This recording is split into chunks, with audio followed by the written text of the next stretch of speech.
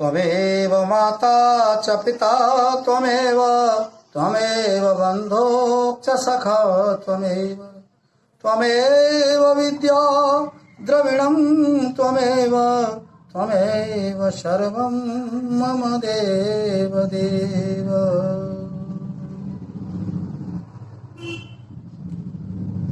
शिक्षक राष्ट्र का निर्माता है। निर्माता होने के कारण से वह बालक को हिंदुत्वनिष्ठ और राष्ट्रभक्ति से ओतप्रोत बनाना चाहता है। शारीरिक, प्राणिक, मानसिक, बौद्धिक और आध्यात्मिक दृष्टि से भी बालक पूर्ण विकसित हो, इस प्रकार का प्रयत्न और प्रयास करता है।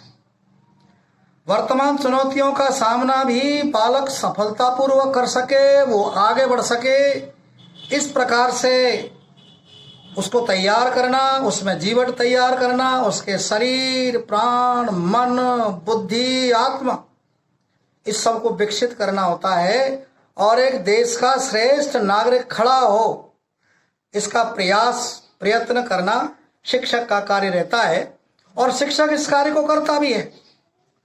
इसलिए कहते हैं कि जो शिक्षक है वो राष्ट्र का निर्माता होता है। इसलिए शिक्षक को जीवन में अनेक ठीक प्रकार के ग्रंथों का पठन पाठन ये सब करना चाहिए। इनमें श्रीमद् भागवत गीता शिक्षक का बहुत बड़ा मार्गदर्शन करती है। इसलिए इस पुस्तक को शिक्षक को अवश्य पढ़ना चाहिए। शिक्षक या आचार्य, ये जो आचार्य शब्द है ये आचरण से बना है। क्यों? क्योंकि विद्यालय में बालक आचार्य को ही देखते हैं, आचार्य का ही अनुकरण करते हैं। आचार्य जैसा करता है, मन से, वचन से, कर्म से, व्यवहार से, शिष्टाचार से, आत्मीयता से, वाद से, विवाद से, जैसा भी उसका आचरण होता है, ठीक उसी प्रकार का आचरण बालक करने की कोशिश करते हैं। इसलिए कहा जाता है कि शिक्षक का जो आचरण है वो श्रेष्ठ होना चाहिए, वो अच्छा होना चाहिए, जिससे उस बालक उसका ठीक प्रकार से अनुकरण कर सके, जीवन में आगे बढ़े। श्रीमद् भगवत गीता के अंतर्गत कहा गया है कि यद आचरति श्रेष्ठस्तदेवोत्तरो जन।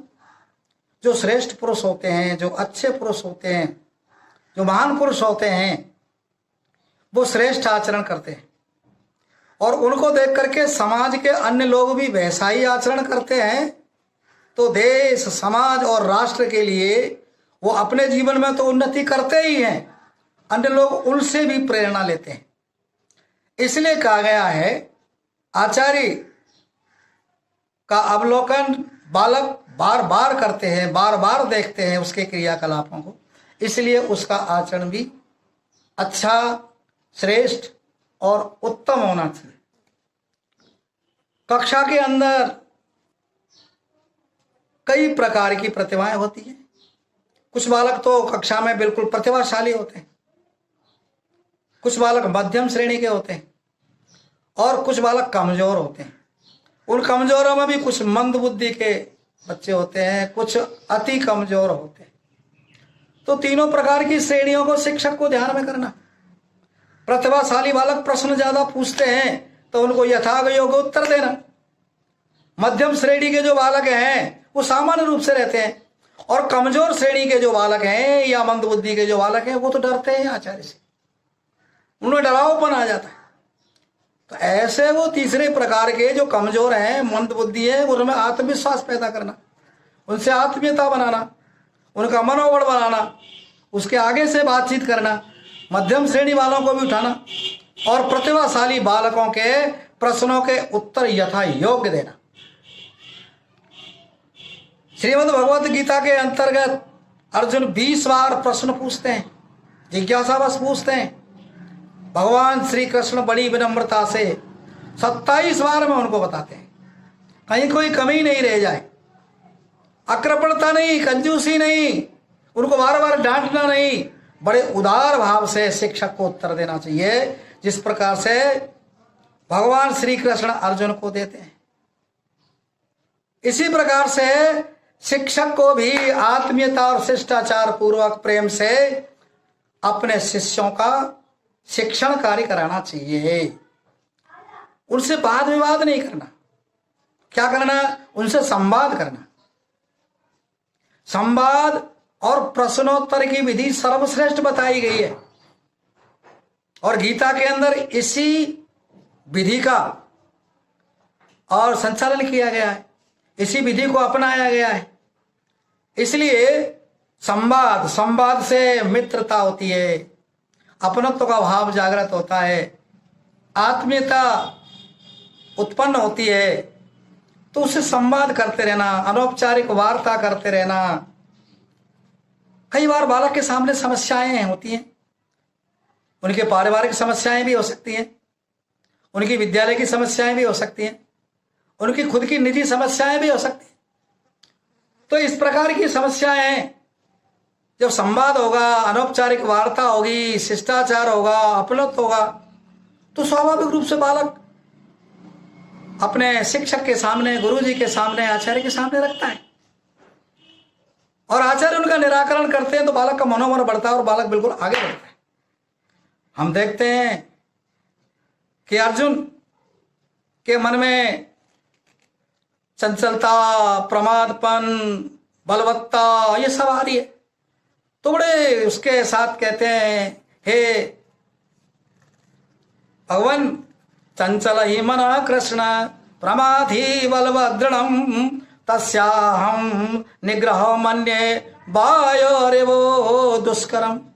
जिस प्रकार से तेज वायु का झोंका, तूफान, वायु का वेग रुकता नहीं है, उसी प्रकार से मेरे मन के अंदर भी ये चंचलता, ये प्रमादपन, ये बलवानपन, इस मन को एकाग्र करने में ये मेरा शत्रु बन रहा है, ये मेरा बस में नहीं हो रहा है। इसके लिए क्या करूं?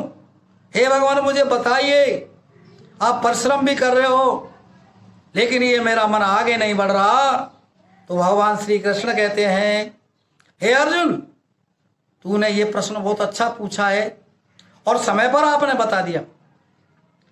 तो उत्तर देते हैं, अभ्यासेन तु कौन्तेय वैराग्येण च गृह्यते। अभ्यास और वैराग्य के द्वारा मन को बस में किया जा सकता है। इसलिए अभ्यास करिए, वैराग्य को समझिए, उसको क्रियान्विति में लाइए, तो ये सारे दुख दूर हो जाएंगे। यम, नियम, आसन, प्राणायाम, प्रत्याहार, धारणा, ध्यान, ये सारे योग के जो अवयव हैं, बिंदु हैं, इनका भी अभ्यास करिए। आप वैराग्य की ओर बढ़ेंगे, एकाग्रता बढ़ेगी, शिक्षण सीखने की ललक बढ़ेगी। तो कहते हैं कि शिक्षक को प्रश्नों को टालना नहीं, उनका यथोचित योग्य उनको उत्तर देना चाहिए।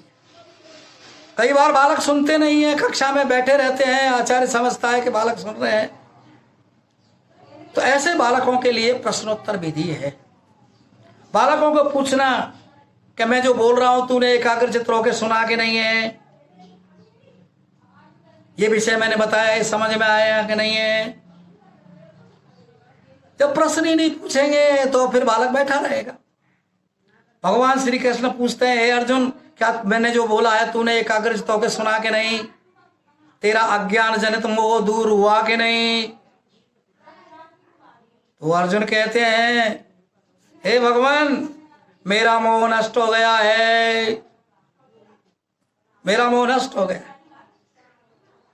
तो श्री कृष्ण भगवान कहते हैं, यही मेरी सफलता है। शिष्य को समझा देना, उसकी समझ में आ जाना, ये गुरु की सफलता है। शिक्षक इसमें सफल होता है, गुरुजी इसमें सफल होते हैं। और कहा है कि शिष्य के साथ मित्रवत व्यवहार करना। प्राप्तेषु 16 वर्षे मित्रवत समाचरेत्। 16-15 वर्ष से या इससे अधिक होने पर मित्रवत व्यवहार करना चाहिए, आत्मीयता पूर्ण व्यवहार करना चाहिए। आत्मीयता पूर्ण व्यवहार से ही आगे बढ़ता है। अर्जुन को विषाद योग हो गया, वो सामने खड़ी हुई सेना को देख करके, अपने परिवार के ही लोगों को देख करके वो दुखी हो गया, तो विषाद में आ गया। भगवान श्री कृष्ण ने कहा अब क्या करें? तो उन्होंने बड़े प्रेम से, आत्मीयता से, सब प्रकार से, व्यवहार से, शिष्टाचार से उनको समझाया, ज्ञान दिया। तो ज्ञान योग चलता रहा और अंत में जाकर के पूर्णाहुति किसी से हुई? स्वीकारोक्ति से। स्वीकारोक्ति से मैं पूरी तरीके से समझ गया हूं भगवान, ठीक है ना? तो कृष्ण क्या हुए? कृष्ण इसमें सफल हुए। तो शिक्षक तभी सफल होता है जब शिष्य के सभी शिक्षण बिंदुओं को, उनकी मन की जिज्ञासा को पूर्ण कर देता है, वही शिक्षक सफल होता है। इसलिए गीता कहती है मित्रवत व्यवहार करना, संवाद प्रश्नोत्तर विधि को काम में लेना, आत्मीयता, अपनत्व, मित्रता, ये सब लेना और उसकी समस्याएं ध्यान से सुनना, समस्याओं का निराकरण करना, उससे आत्मीयता रखना और अंत में विचार विमर्श करना। मैंने जो आपको बताया आपकी समझ में आया है कि नहीं? तो विचार विमर्श करना, तो विचार विमर्श से उसके मात में आत्मबल होता है। कोई बात समझ में नहीं आई तो वो पूछता भी है। तो इस प्रकार से एक श्रेष्ठ नागरिक निर्माण करने के लिए आचार्य को सतत साधना जरूरी है। वह जीवन पर्यंत पठन पाठन, अध्ययन, अध्यापन, स्वाध्याय, उसका ये धर्म बनना चाहिए। सत्य को ग्रहण करने और असत्य को छोड़ने में उसे हमेशा उद्यत रहना चाहिए, तभी वो एक श्रेष्ठ शिक्षक का दायित्व निर्वहन कर सकता है। आइए हम गीता का स्वाध्याय करें और शिक्षण के अनेक प्रकार के बिंदु जो गीता के अंतर्गत बताए हैं, और भी बहुत से हो सकते हैं, उनको गहन चिंतन करेंगे तो वो भी हमारे ध्यान में आएगा और निश्चित रूप से हम अपने कार्य में सफल होंगे।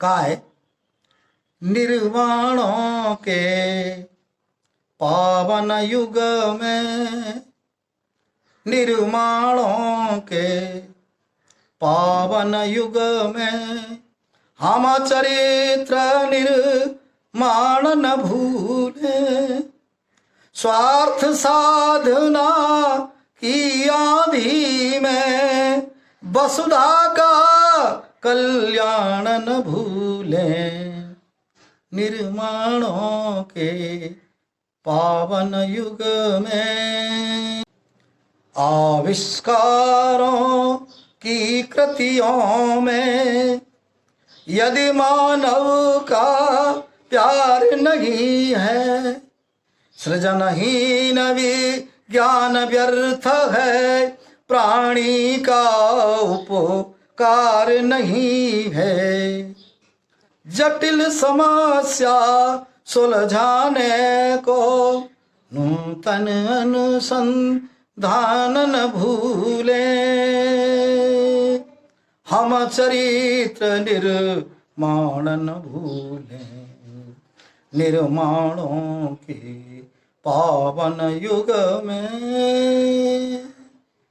इति ओम शम।